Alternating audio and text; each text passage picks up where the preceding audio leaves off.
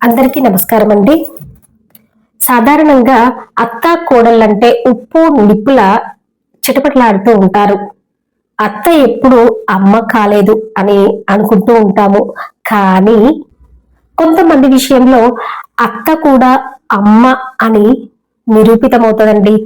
ఇలాంటి సంఘటన ఉత్తరప్రదేశ్లోని ఎటా జిల్లాలో చోటు చేసుకుందండి. ఆ వివరాలు ఏంటో తెలుసుకుందాము. అశ్విని ప్రతాప్ సింగ్ తో పూజకి 2023 సంవత్సరంలో వివాహం జరిగింది. వివాహానంతరము నెలలోపే తనకి ప్రెగ్నెన్సీ వచ్చింది.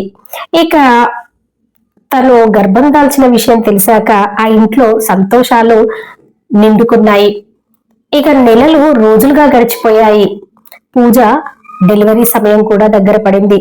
తను ఒక పండంటి ఆడబిడ్డకి జన్మనిచ్చింది. కానీ డాక్టర్ల తప్పిదమో మన బ్యాడ్ టైమో అమ్మాయి బ్యాడ్ టైమో తనకి ఆ డెలివరీ సమయంలో కొన్ని మిస్టేక్స్ వల్ల తన 2 కిడ్నీలు 75% 75% పాడైపోయాయి. ఇక ఇంటి వాళ్ళు తిరగని ఆసుపత్రి లేదండి. ఇక ఎక్కడైనా పరిష్కారం దొరుకుతుందా అని అలా తిరుగుతూ ఉంటే లక్నోలోని ఒక ఆసుపత్రిలో ఒక డాక్టరు తను ఏం చెప్పారంటే ఎవరైనా ఒక కిడ్నీ ఇస్తే కిడ్నీ మార్పిడి ద్వారా తనను అలా కూడా తనను ఒక 35% వరకే నేను బ్రతికించగలను అని చెప్తారు. ఒక డోనర్ కావాలి తీసుకురండి అంటాడు. అప్పుడు పూజ వాళ్ళ అమ్మగారిని అడుగుతుంది. అమ్మ మరి డాక్టర్ ఇలా అంటున్నాడు, నాకు కిడ్నీ ఇవ్వమ్మా అంటే వాళ్ళ అమ్మ నిరాకరిస్తుంది. అప్పుడు ముందుకొస్తుంది వాళ్ళ అత్తగారు. తన పేరు బీనం దేవి. ఇద్దరి రక్త నమూనాలు ఒకటే కావడం వల్ల ఇక ఆ అత్త ఆ కోడలికి ఒక కిడ్నీ ఇచ్చి ఆ కోడల్ని కాపాడుకుంటుంది. సర్జరీ కూడా సక్సెస్ఫుల్ అవుతుంది. ఒక నెల రోజులు డాక్టర్ పర్యవేక్షణలో ఉంచాక ఇక ఆ కుటుంబము ఆ ఊరిలోనికి వచ్చినప్పుడు ఆ ఊరి ప్రజలంతా వారికి ఘన స్వాగతం పలికారు.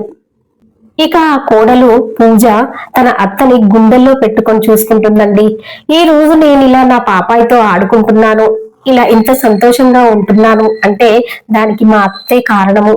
ఇలాంటి అత్తలు అందరికీ ఉంటే ఎంత బాగుండునో అని వాళ్ళ అత్తను ప్రశంసలతో ముంచేస్తుందండి. వినడానికి ఎంత బాగుందండి. మాతృమూర్తి అంటే ఒక అమ్మనే కానవసరం లేదు. ఏ మహిళలోనైనా అమ్మ ఉంటుంది. కానీ అత్తల్లో ఉండడం అన్నది విశేషం కదండి.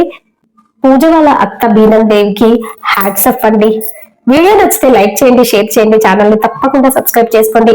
అలాగే బెల్ బటన్ నొక్కి పెట్టండి ఫ్రెండ్స్. అప్పుడే నేను చేసే ప్రతి వీడియో మీ మొబైల్ కి నోటిఫికేషన్ రూపంలో వస్తుంది. ఉంటానండి.